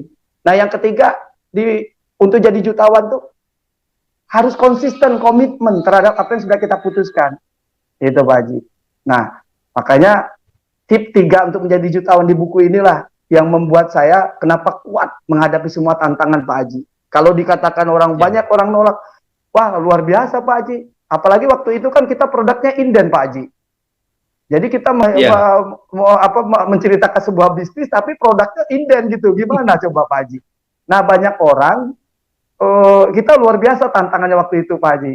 Nah tetapi Pak Haji bilang, Bapak fokusnya mau jualan atau mau dapat reward? Nah itu yang bikin saya pribadi dan teman-teman juga, karena kita fokus reward, ya produk itu kan pasti nanti bakal dikirim oleh perusahaan. Dan itu benar omongan Pak Haji, benar banget itu. Karena saya meyakini tadi copy paste. Jadi apa yang terlontar, kalimat yang disampaikan oleh konsultan atau guru kita yang sudah sukses tadi, itulah yang akan membuat kita sukses. Makanya mindset kita ada kejar reward, bukannya jualan. Karena di bisnis ini kalau mau sukses kan bukan fokusnya kita jadi sales, gitu. Tapi membangun tim, jaringan pemakai, gitu. Nah, akhirnya, untuk mensiasati itulah Pak Haji, yang tantangan yang kami hadapin, dibilang kita katanya nih bisnis abal-abal, bisnis investasi bodong, karena apa? Yang tadinya indennya 2 minggu, ternyata animo masyarakat luar biasa, jadi indennya sampai 2-3 bulan kita Pak Haji. Itu. Tapi karena kita diajarin Pak Haji mindset yang benar tadi, bahwa di sini kita membangun bisnis untuk kejar reward tadi Pak Haji. Kita lewati tantangan tadi. Nah, cara kami untuk mensiasati produk tadi gimana? Kita beli lepas Pak Haji dengan mitra di Pulau Jawa. Beli lepas yang tidak ada poin. Nah, itu sebagai untuk apa? Contoh. Kita kasih contoh. Nah, kalau saya pribadi Pak Haji menghadapi tantangan di lapangan, pada saat orang ingin mencoba, karena kita punya keterbatasan produk, dia ingin mencoba beli satu kotak Pak Haji, satu box. Saya tanya dengan orang tadi, Bapak untuk coba aja apa pengen tertarik bisnis? Wah, saya hanya ingin coba Pak Rudi. Wah, kalau untuk coba Bapak nggak usah beli banyak-banyak gitu. Saya bilang gitu Pak Haji. Gitu. Nah, jangan beli banyak-banyak. Nah, saya tanya balik, di mana Pak? Ada orang yang penjual melarang yang beli itu nggak boleh beli banyak. Ya saya bilang gitu. Karena kalau untuk mencoba nggak usah banyak-banyak Pak. Saya bilang gitu. Nanti kalau nggak terbukti Bapak rugi loh. Padahal itu cara saya untuk mensiasati Pak Haji. Kalau orang beli banyak kan habis produk itu, contoh saya Pak Haji. Nggak ada lagi. Nah itu Pak Haji. Nah tetapi bagi yang tertarik saya ceritakan bahwa ini kita Pak inden. Tapi insya Allah produknya datang. Yang penting Bapak harus semangat, kita kerja masa depan, bangun masa depan. Saya bilang gitu. Nah itulah tantangan yang kami lewati itu. Dan saya nggak peduli orang yang negatif Pak Haji. Karena yang saya ingat tuh Pak Haji, orang-orang negatif itu tidak saya ingat Pak Haji. Yang saya ingat, saya bisa bahagiakan anak istri. Yang saya ingat, Idul Fitri saya bisa naik mokes dari PT BES. Itu waktu di awal Pak Haji. Itu aja pokoknya. Saya nggak ingat lagi berapa banyak orang yang negatif Pak Haji. Saya nggak peduli. Itu justru saya kasihan kepada mereka. Kenapa? Mereka selama ini berjuang. Maaf ngomong Pak Haji, mungkin utang sedikit aja nggak selesai-selesai. Jangankan untuk bayar utang Pak Haji. Kadang-kadang untuk makan aja mereka kesulitan gitu. Ditawarkan sebuah peluang usaha yang bisa merubah hidup mereka, taunya mereka negatif Pak Haji. Itu kadang-kadang saya kasihan juga lihat mereka seperti itu Pak Haji. Justru saya di awal-awal itu orang kayak gitu kan kategorinya orang sombong ya kan. Iya Pak Haji. Orang dia hidupnya masih kekurangan, ditawarin mungkin nggak mau gitu ya. Katanya kan orang sombong itu Tuhan aja nggak suka sama orang sombong kan. Ya. Iya. Tapi bener banget ya masih lebih mending kalau kaya dan sombong. Ini udah miskin sombong katanya. Iya. Kalau boleh dipetir aja ya Pak Haji ya. Jadi benar Pak Rudi, memang sukses itu juga perlu komitmen ya. Jadi Pak Rudi luar biasa bacaan-bacaannya. Memang orang sukses kan katanya kan memang ya memang bukan katanya lagi, tapi memang tergantung dari buku yang dibaca dan dengan siapa dia bergaul kan. Benar. Nah kadang-kadang teman-teman kita ini kadang-kadang susah untuk move on. Kalau buku yang dibaca oke, tapi pergaulannya tidak berubah, artinya dengan teman-teman yang selama ini mungkin negatif, teman-teman dekat negatif, maka ya akhirnya tidak akan tercapai. Maka kalau untuk kita benar-benar pengen sukses ya buku-buku yang dibaca jangan novel-novel aja, tapi buku-buku yang motivasi pengetahuan gitu. Memang buat bacaannya novel yang nggak ngefek gitu kan. Benar Pak Haji. Kemudian juga dengan siapa bergaul, karena kira pergaulan atau teman-teman kita ini nggak mendukung untuk kesuksesan kita, ya cari teman-teman yang baru. Ya saya ini memang benar-benar kalau saya keluar dari zona pergaulan saya, memang saya lakukan betul waktu itu. Jadi saya biasa kumpul teman-teman, ya teman-teman pengusaha nongkrong, ngopi-ngopi tiap hari gitu kan, ya sambil ini. Nah ketika saya menjalankan bisnis ini, teman-teman waktu itu nggak ngerespon, ya sudah saya tinggalin, saya nggak mau terus bergaulnya, karena ini kalau saya bergaul dengan mereka terus, ya saya nggak akan berubah, maka saya harus cari lingkungan yang mendukung. Dengan siapa saya bergaul itu kan juga akan penting, akan mempengaruhi. Dan kita juga memang harus belajar bergaul dengan orang-orang yang memang mengarahkan kita pada tujuan kita. Nah akhirnya saya keluar dari zona itu, saya membangun tim, saya bergaul dengan mereka-mereka yang juga punya impian yang sama, alhamdulillah kan, jadi semuanya lebih mudah. Dan memang orang kadang-kadang baru di teman-teman itu kadang-kadang membayangkan ya dia itu sebenarnya kehidupnya atau dia ketika dia bekerja pun susah payah, hasilnya juga minim, tapi ketika membangun bisnis ini untuk hasil yang besar, dia membayangkan bahwa dijalankan dengan mudah. Itu persoalannya. Jadi dia nggak sanggup menghadapi tantangan itu, nggak sanggup. Itu persoalannya. Padahal hasilnya besar, tapi maunya jalankan mudah. Ya nggak ada kan ceritanya. Meskipun kalau kita bandingkan dengan yang lain-lain, apa yang kita kerjakan ini tetap ya sangat mudah. Ya buktinya banyak sekali orang-orang yang berhasil nggak perlu waktu lama, termasuk Pak Rudi. Bagaimana tuh? Secara logika nggak masuk akal. modal hanya puluhan juta, mal jutaan, mulai dari Iya, kan kita jutaan. mulai dari mau yang basic kan cuma 1,5 atau Iya, paling tinggi kalau kita mau ambil yang peringkat priority 46 46 setengah juta. itu paling tinggi, tapi potensinya miliaran dan tidak perlu waktu lama. Sementara saya mau kasih contoh, ya saya salah satu lah, ya saya buka restoran itu pun saya habis 5,5 miliar yang waktu itu diperhitungkan, diprediksi itu baru balik modalnya 5 tahun dengan modal sebesar itu. Masya Itu pun Allah. sanggup bertahan, baru balik modalnya 5 tahun. Artinya selama 5 tahun nggak bisa menikmati, sebenarnya belum bisa dibilang menikmati. Ya. Itu Iya, pun iya. mau, padahal modalnya miliaran. Tapi di sini yang modalnya kecil, tapi hasilnya juga potensi miliaran. Maunya sebulan 2 bulan beres gitu kan, Iya, sementara kerjanya santai, nah nggak imbang gitu nggak bisa, ya. betul Pak Haji. Nah, makanya benar Pak Rudi, orang mau ini ya harus pertama tujuannya harus jelas, fokus pada tujuannya, tapi juga ikhtiarnya juga harus jelas, dan Pelan Haji. bacaannya juga bisa lihat Pak Rudi keren juga bacaannya. Masya Ya. Allah. Pak Rudi, sekarang saya mau tanya Pak Rudi, membangun bisnis ini kan Pak Rudi sudah punya banyak mitra pasti kan ya. Dan Ya Pak mitranya Haji. Pak Rudi ini tersebar di mana saja Pak Rudi? Alhamdulillah kalau untuk di Indonesia sebenarnya di Pulau Jawa sampai ke Papua sebenarnya sudah ada Pak Haji. Sudah Ini. ada ya sampai Papua ya. Iya, tapi belum begitu maksimal Pak Haji. Jadi saya punya ada tim yang luar biasa di yang mancanegara itu namanya Pak Haji Ramli itu Pak Haji di Brunei Darussalam. Di Brunei ya. Iya, itu udah luar kemarin biasa. baru tembus apa itu Pak yang di Brunei udah dapat apa? Iya, sekaligus Mokes kedua dan ketiga itu diambil Mercy Pak Haji. Beliau, kalau motornya beliau sudah 5 itu.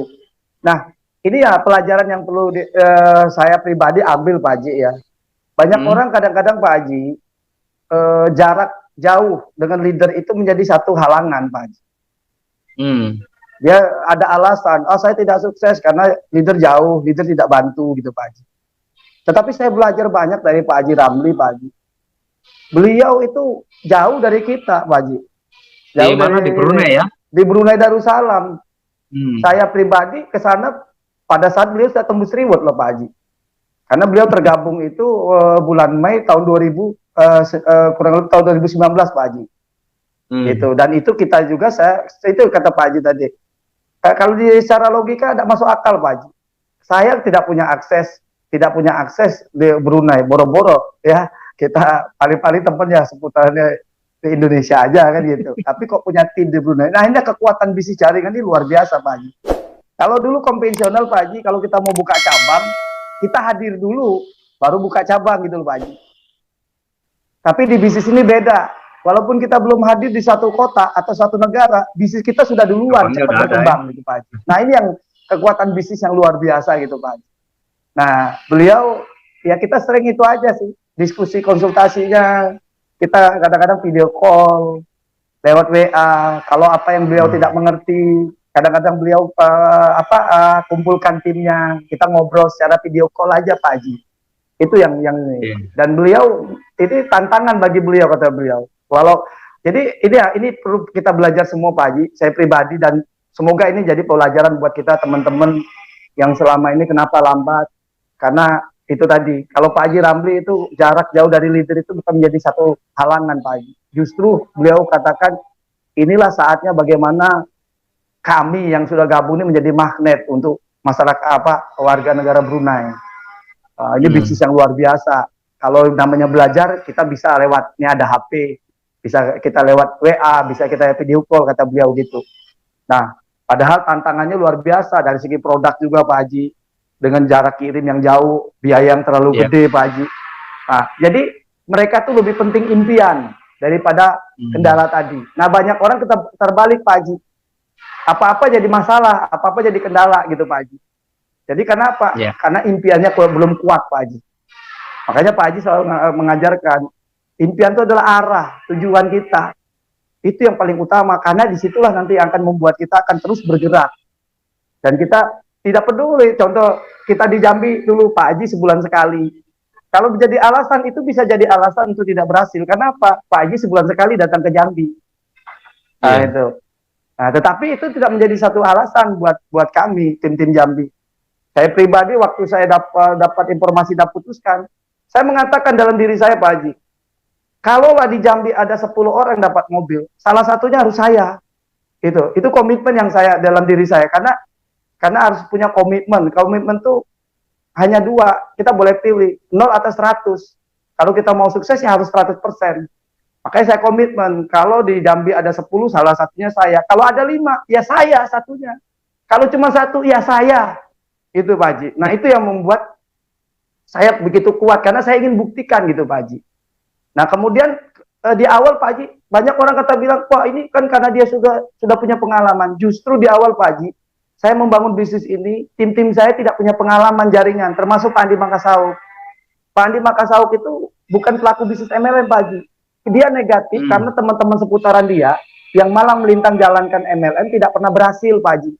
Itu yang membuat negatif Pak Haji, bukan karena dia pelaku bisnis MLM. Nah ini saya meluruskan nih Pak Haji. Ya, iya. Dia bukan pelaku MLM. Karena dia mendapatkan info teman-temannya nggak sukses ya, makanya dia. Iya, dia lihat teman-temannya nggak ada yang berhasil, malah melintang di MLM Pak Haji. Karena ya memang sistemnya begitu berat Pak Haji ya, kalau yang sebelum-sebelumnya itu Pak Haji. Nah itu membuat negatif beliau itu Pak Haji. Nah, ya saya karena niat tadi, benar Pak Haji, pada saat kita udah yang putuskan bergabung di bisnis, niat kita ingin menolong orang, bukan hanya untuk diri kita. Itu yang diajari Pak Haji, kan kita harus punya niat, benar-benar niat kita tuh bukan hanya buat diri kita, tapi nolong orang. Nah niat saya itu pengen nolong Pak Andi, karena saya tahu dia banyak utang, tapi saya nggak tahu persisnya berapa angka hutang beliau tuh Pak Haji. Makanya 2 hari 2 malam saya telepon dia negatif, ya saya nggak berpikir apa-apa, yang penting mungkin dia lagi sibuk atau HP-nya jauh dari dia, makanya nggak bisa ini. Nah hari ketiga saya telepon beliau, saya tujuan telepon tuh bukan untuk menghadirkan dia di seminar, karena kan seminar kita udah lewat Pak Haji. Nah itu, nah akhirnya saya telepon istrinya, di situ mulai dia dapat hidayah dari Allah dan dia tersadar gitu. Kata istrinya, Pak, siapa tahu ini rezeki yang Allah kasih lewat Pak Rudi. Kita kan lagi banyak masalah. Nah akhirnya itu Pak Haji, di situ mulai Pak Haji. Nah pelajaran yang saya ambil Pak Haji, orang kadang-kadang negatif Pak Haji, belum tentu dia negatif Pak Haji. Bisa jadi dia karena kurang informasi, makanya dia negatif. Gitu Pak Haji. Nah pelajaran seperti itulah kenapa akhirnya kami ngotot gitu Pak Haji. Saya pribadi ngotot, kalau ketemu orang, saya ngotot banget. Kadang-kadang gitu, siapa tahu dia memang belum dapat informasi yang tepat gitu Pak Haji. Nah, tetapi orang yang betul-betul negatif itu saya tinggalin Pak Haji. Karena apa ya, kita nggak mau habis waktu buat orang-orang yang negatif Pak Haji. Ya orang negatif itu cirinya apa? Dia tanya, kita kasih jawaban. Yang lain lagi, tanya lain lagi. Akhirnya apa, ngajak berdebat. Makanya saya tinggalin kalau orang seperti itu Pak Haji. Ya, karena kan kita mau mengejar ini kan tugas kita ini memberitahu yang belum tahu, meluruskan yang salah gitu ya, membantu yang ada niat, yang pengen bermitra kan gitu ya. Jadi kita nggak usah berdebat, memang nggak perlu berdebat. Dan ini satu hal Pak Rudi, jadi memang luar biasa Pak Rudi ini kan sudah di seluruh Indonesia ada ya, dan yang besar kalau di luar negeri kan yang di Brunei ya Pak Rudi ya. Di Brunei alhamdulillah. Artinya saya juga pengalaman saya di dunia usaha di konvensional sebelumnya ya, saya pernah punya tadi yang saya cerita, saya pernah punya travel saya buka di Jakarta, saya pernah buka di cabang di Bali juga. Itu ketika kita mau membuka cabang di sana, keluar duit lagi, ongkos lagi, mikir lagi, macam-macam lah, persiapannya panjang lagi. Tapi di bisnis ini kita udah cuma sekali awal saja kita keluar duit, tapi habis itu mengembangkan di mana-mana kita udah nggak perlu mikir duit, bahkan mau sampai ke Brunei, sampai ke Malaysia atau ke negara-negara yang lain pun, atau ke daerah-daerah lain pun, kita sudah nggak keluar duit, malah kita dapat duit ya. Benar, itu enaknya kita jalan-jalan dapat duit Pak Haji.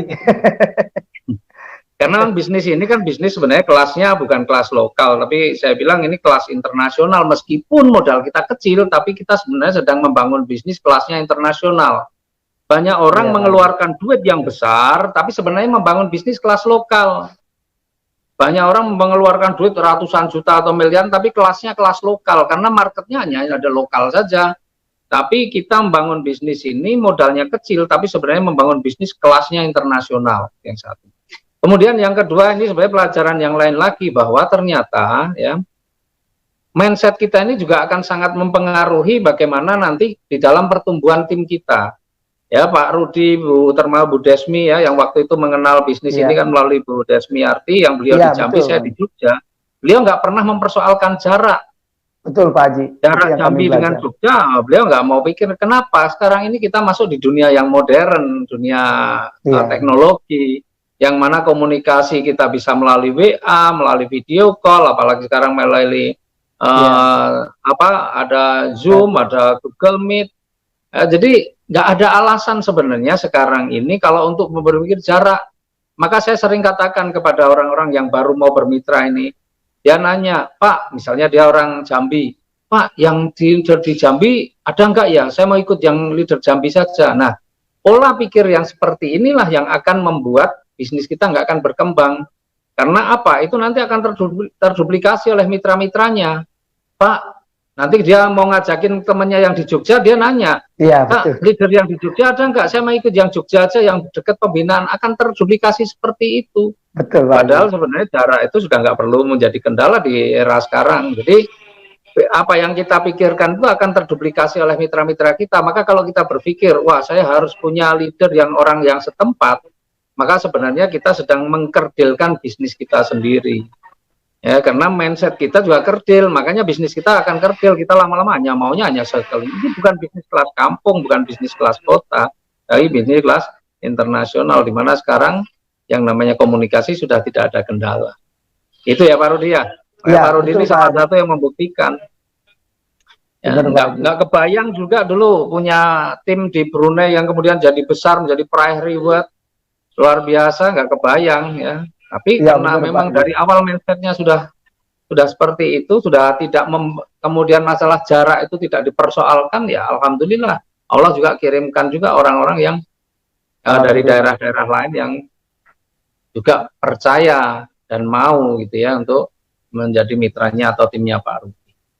Oke Pak Rudi, jadi ini kan beberapa saat lagi lah ya. Jadi kita tahu kalau dulu waktu kita awal memulai kan produk kita ini kan cuma satu dulu.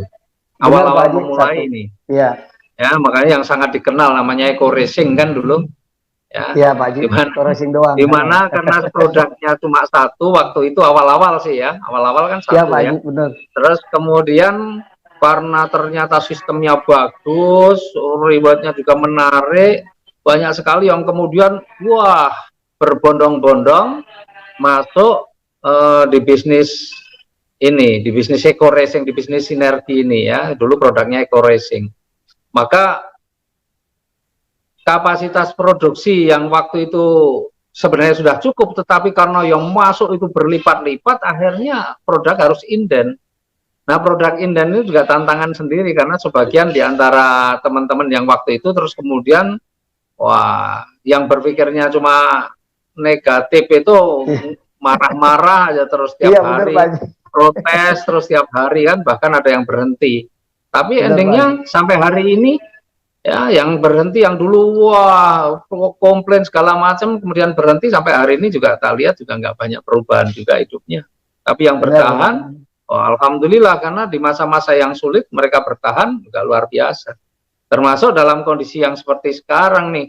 Ini kan kondisi sulit sekarang di masa pandemi ini, di mana orang masih berpikir, aduh yang penting untuk hidup, untuk makan dulu, tanpa dia berpikir bahwa apakah uang yang untuk persediaan dia makan itu cukup kalau sampai nanti pandemi berakhir, kan belum tentu juga ya. Makanya sebenarnya di masa seperti ini juga ada kesempatan yang tepat untuk kita memulai bisnis sebenarnya. Nah, cuma kan sekarang ini kan kondisinya berbeda. Kalau dulu cuma satu produk, sekarang kan sudah banyak produk ya Pak Rudi ya.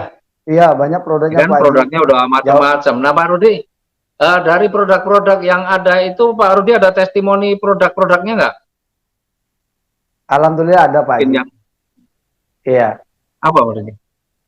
Yang sudah Pak Rudi pakai selain Eco Racing pasti kan? Kendaraan tarikannya jadi enteng, bahan bakar jadi hemat. Iya. Nanotech itu Pak Haji, untuk kendaraan kan, Nanotech itu aditif oli itu Pak Haji. Itu luar biasa buat kendaraan sendiri, suara mesin makin halus, tarikan kendaraan itu jauh lebih ringan lagi, sudah pakai Eco Racing sama Nanotech.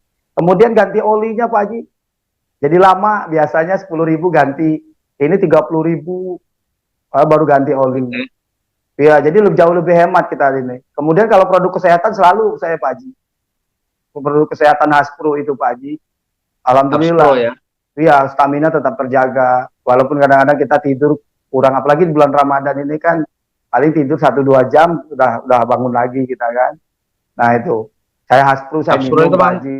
memang bagus banget ya, karena itu Oh kan dahsyat, terbuat dari dahsyat, ekstrak dahsyat banget habatus itu. sauda dan Habatus propolis sauda ya. dengan propolis itu Pak Haji. Kemudian saya minum ini juga Pak Haji, apa Slim. Nah minum Slim itu luar biasa. Kadang-kadang sahur nggak makan nasi Pak Haji, hanya minum Slim aja. Terus ada saya minum makan kurma lah sekitar 3 atau 5 butir. Alhamdulillah stamina tetap terjaga. Kenapa minum Slim kok terus stamina tetap nggak lemas, tetap ini kenapa? Iya. Karena di dalam Slim itu terkandung spirulina. Iya Pak Haji, ada spirulina. Yang mana itu makanan para astronot tuh Pak Haji. Astronot pergi ke bulan kan nggak bawa nasi Pak Haji, nggak bawa roti, nggak bawa keju, nggak bawa magic jar ya. Iya, nggak bawa magic jar. Minumnya spirulina. Makanya alhamdulillah spirulina itu membantu banget Pak Haji. Saya di bulan Ramadan juga kadang-kadang aktivitas ya ada juga Pak Haji, di samping di rumah gini kan. Kadang-kadang kita ada kesempatan keluar tetap keluar gitu Pak Haji. Cuman tetap kita menjaga pola kita supaya sehat tadi, seperti kita pakai masker, pakai hand sanitizer. Nah, alhamdulillah perusahaan kita kan ada hand sanitizer Pak Haji. Nah, itu jauh lebih mudah lagi tuh di sana di sini. Nah, itu saya selalu pakai, saya bawa kemana-mana Pak Haji. Nah, itu hand sanitizer yang baik yang gel maupun yang spray Pak Haji. Nah, kemudian ada saya minum juga produk yang ini Pak Epidgo, susu kambing Pak Haji. Nah, itu luar biasa itu Pak Haji. Itu juga bagus ya. Kalau ada orang kena sakit mah asam lambung tinggi, sakit konsumsi itu bagus juga. Kemudian darah tinggi juga bagus juga itu Pak Haji. Saya kan lagi program Pak Haji bagaimana mengecilkan perut Pak Haji. Iya. Sudah berkurang kan? Biasa. Alhamdulillah udah nggak buncit banget Pak Haji gitu perutnya. Makanya saya rajin minum itu. Alhamdulillah. Saya juga udah berkurang berapa kilo ini. Kan kalau sahur cuma minum spirulina sama Habspro saja, jadi tapi alhamdulillah nggak, kalau masalah rasa lapar apa nggak ada, tapi perutnya juga jadi lebih kecil lagi. Jadi stamina. Terus kalau produk-produk yang lain kayak pupuk, Pak Rudi ada pengalaman nggak? Kalau pupuk itu tim Pak Haji alhamdulillah banyak membuktikan Pak Haji. Kemarin sudah saya turun ke lapangan juga alhamdulillah banyak beberapa yang sudah membuktikan.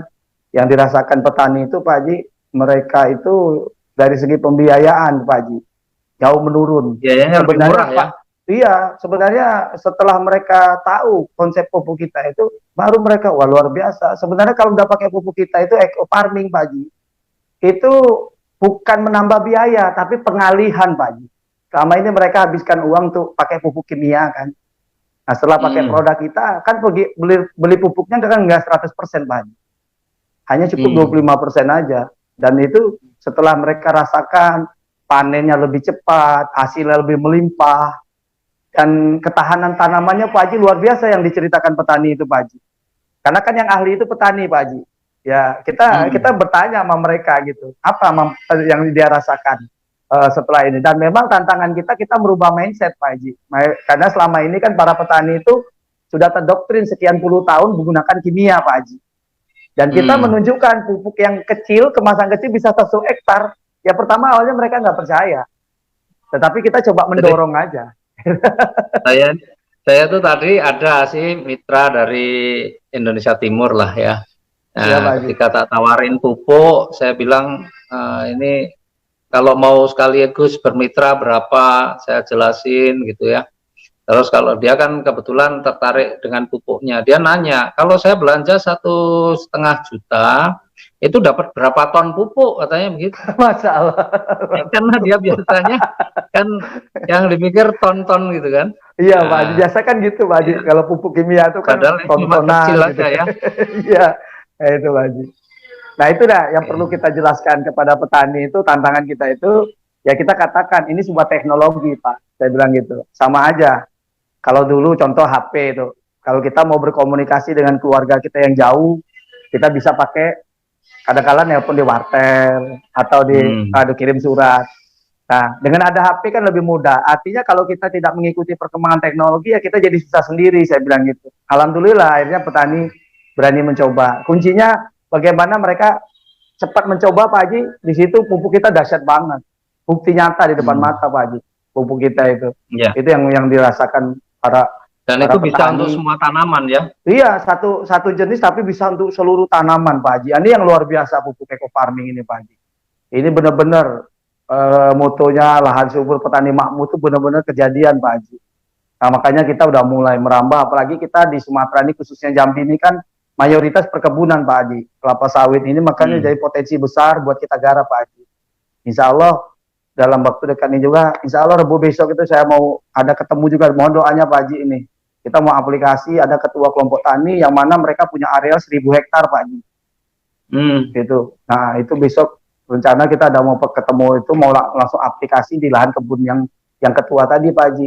Mohon doanya aja, Pak Haji. Semoga benar-benar Allah berikan keberkahan buat mereka para petani yang selama ini kan mereka habis uang banyak tapi hasil nggak maksimal, Pak Haji.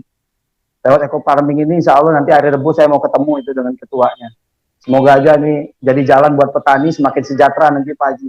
Sesuai dengan moto kita, lahan subur petani makmur itu, Pak Haji.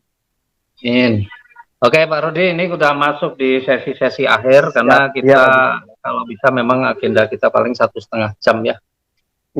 Jadi luar biasa hari ini teman-teman sekalian ya. Jadi kita belajar dari Pak Rudi ya, orang yang memang dalam perjalanan sebelum mengenal bisnis ini juga luar biasa, perjuangannya sudah gigih ya. Apapun usaha, apapun beliau jalani karena memang punya kesadaran akan tanggung jawab terhadap keluarga ya, terhadap istri dan anak-anaknya. Itu yang paling utama. Jadi impian itu luar biasa memang, meskipun impian itu nanti akan harus selalu di-upgrade, tapi fokusnya pada impiannya itu luar biasa, menghasilkan kerja yang tidak tanggung-tanggung.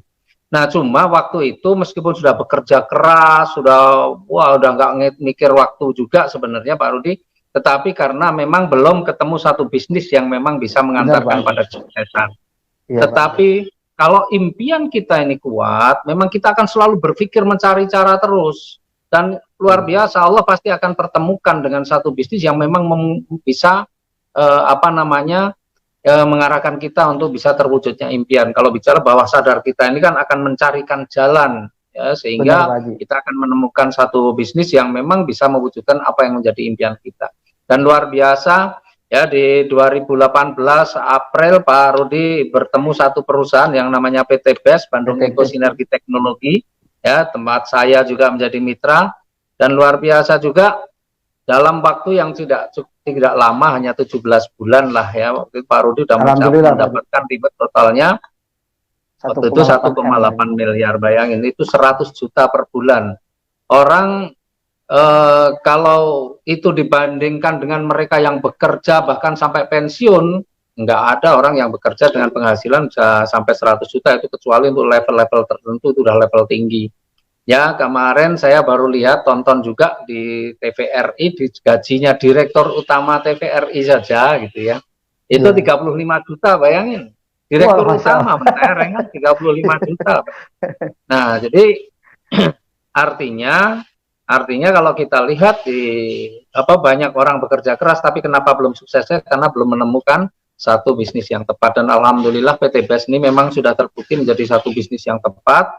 Karena apa? Terbukti banyak sekali orang-orang, bukan hanya 1-2 tapi sudah ribuan orang, bahkan lebih dari 2.000 orang yang punya kehidupan yang jauh lebih bagus dan tidak perlu waktu berpuluh-puluh tahun, hanya 1, 2, 3 tahun paling lama, tapi itu sudah bisa mempunyai kehidupan yang lebih bagus. Jadi kendaraannya juga harus tepat, tetapi juga kita harus sadar bahwa ini adalah sebuah bisnis yang membutuhkan satu komitmen.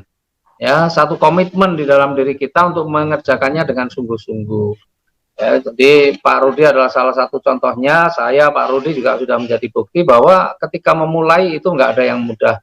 Memulai itu identik orang yang semangatnya tinggi tapi ilmunya minim. Jadi biasa kebentur-bentur karena ilmunya masih minim. Tapi mendekat kepada mereka yang berhasil, maka banyak konsultasi, banyak bertanya, insya Allah kita akan paham, kita akan tahu, maka akhirnya apa yang kita anggap sulit itu sudah bukan menjadi kesulitan lah. ya, dan insya Allah juga apa yang menjadi impian kita juga cepat terwujud dari usaha ini. Oke, nah teman-teman, ini di bagian akhir saya pengen apa kira-kira statement Pak Rudi ya, pesan Pak Rudi ataupun apa yang akan Pak Rudi sampaikan untuk teman-teman sekalian ya, menutup dari perbincangan kita sore hari ini, Pak Rudi. Silakan Pak Rudi. Ya. Jadi khususnya saya pribadi, saya mengingatkan diri saya sendiri dan juga teman-teman yang sudah jadi mitra atau yang belum jadi mitra Pak Haji. Ya, khususnya yang sudah jadi mitra, kalau udah ambil keputusan kita di bisnis ini, artinya itu suatu keputusan yang tepat, Pak Haji. Dan yang terpenting kita bertanggung jawab terhadap keputusan kita untuk kita selesaikan sampai ke finish, Pak Haji. Karena modal terbesar di bisnis ini bukan uang yang kita belanjakan, tapi ada internal spirit, semangat di dalam diri kita. Kita lihat, ini kalau saya pribadi, Pak Haji, ya, saya lihat kalau malam tidur anak-anak saya, istri saya, Pak Haji, itu saya lihat begitu menunggu kesuksesan saya, Pak Haji. Artinya saya harus cepat sukses, Pak Haji. Karena saya meyakini, Pak Haji, di setiap ini kemenangan tuh pasti ada perjuangannya, Pak Haji. Kemudian akan ada kesuksesan di setiap pengorbanan. Kemudian akan ada kemuliaan di setiap ujian. Jadi apapun yang kita hadapin, Pak Haji, dalam membangun usaha ini, anggaplah itu proses, nikmati proses tadi, Pak Haji. Fokus kepada tujuan kita. Apa yang menjadi tujuan kita di awal untuk bangun usaha ini? Kita pengen sukses. Sukses seperti apa? Itu harus diperjelas, Pak Haji. Kalau pengen punya mobil, harus diperjelas. Nah, kemudian selalu dekat sama leader-leader, Pak Haji. Leader-leader yang on system, yang selalu ini konsultasi. Jangan kita ada benturan, kita langsung menyerah. Kuncinya bangkit satu kali dari gagal kita, Pak Haji. Itu yang ini, Pak Haji. Jokowi berjuang sampai titik darah penghabisan buat orang-orang yang kita cintai. Cukuplah anak, istri, orang tua yang menjadi motivasi kita. Jadi walaupun leader kita nggak ada dekat kita, Pak Haji, seperti yang dialami Pak Ramli, kenapa bisa sukses? Karena cukuplah keluarga terdekat kita, anak istri kita, bahwa jangan sampai kita dihadirkan Allah itu hanya sebagai penghias dunia, Pak Haji. Tapi bagaimana kita menjadi yang terbaik, terutama yang paling utama sih di dalam keluarga, supaya kita sebagai orang tua, saya pribadi, bagaimana bisa menjadi contoh buat anak-anak, Pak Haji, generasi yang akan datang. Tentunya itu tadi ya, dari kitanya, Pak Haji, karena kita tidak bisa merubah masa lalu, tapi kita bisa merubah masa depan kita. Mulai hari ini putuskan keseriusan kita untuk menggapai sukses kita, Pak Haji. Itu sebenarnya yang selalu menguatkan saya seperti itu, Pak Haji. Kenapa saya mampu bertahan? Karena saya ingin menjadi pahlawan buat keluarga, Pak Haji. Saya tidak bisa mungkin jadi pahlawan buat banyak orang, tapi minimal saya menjadi pahlawan buat anak-anak saya, keturunan saya, Pak Haji. Itu makanya saya menjadi orang yang berprestasi. Karena orang berprestasi itu, insya Allah kata Pak Haji, selalu jadi magnet. Dan itu luar biasa, memang betul-betul terjadi, Pak Haji. Makanya proses tadi saya ikuti, dan saya selalu upgrade ilmu, Pak Haji. Karena kuncinya mau sukses berkembang, Pak Haji selalu mengingatkan, ya ilmu. Jangan hanya cukup dengan bekerja, Pak Haji, tapi terus upgrade ilmu kita dan konsisten komitmen. Istiqomah sampai sukses itu kita dapatkan, Pak Haji. Kalau kita pengen memang dapat mokes, sampai dapat mokes, harus sebelum dapat mokes jangan berhenti. Terus kita koreksi apa yang menjadi kesalahan kita, kekeliruan kita, terus koreksi, perbaiki, terus bergerak lagi. Kalau kita nggak bisa berlari, berjalan, Pak Haji. Kalau nggak bisa berjalan, kita merangkak. Pokoknya terus berjuang, insya Allah. Kalau saya seorang Rudi, pedagang kacamata, juga pernah jual es degan kelapa muda, bisa berhasil. Yang dengan pendidikan hanya SMA, Anda pasti jauh lebih hebat, Pak Haji. Para pemirsa pasti lebih hebat, teman-teman yang melihat ini. Yakin, semua orang dengan sistem TTBS ini membuat siapapun pasti bisa berhasil, Pak Haji. Kuncinya, fokus dan istiqomah terhadap tujuan. Jangan pedulikan orang-orang negatif di sekitar kita. Jadikan bukti tantangan kita. Itu adalah jadi vitamin kita kalau ada orang negatif terhadap kita, Pak Haji. Karena itu adalah satu hal tanggung jawab yang harus kita wujudkan. Mungkin itu aja, Pak Haji. Semoga ini bermanfaat buat semuanya, Pak Haji. Ya. Terima kasih, Pak Haji. Terima kasih banyak, Pak Haji. Yang penting kalau Pak Rudi tadi yang saya ingat tuh, pokoknya hidup ini jangan hanya menjadi penghias gitu ya. Iya, Pak Haji, pelengkap benar, ya, tapi harus berprestasi. Ya, apalagi benar, hidup ini hanya jadi sampah ya. Jangan sampai kan.